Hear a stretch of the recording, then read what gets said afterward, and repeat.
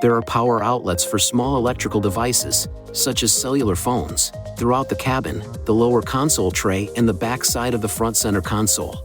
If so equipped, the rear cargo area also has an outlet. Please see the manufacturer's owner's manual supplied with your device for detailed information when connecting the device to an outlet. The power outlets are powered only when the ignition switch is in the on position. To use a power outlet, open the cap. Leaving a device connected to the power outlet with the ignition left in the on position, with the engine off, can discharge the battery and the vehicle may not start.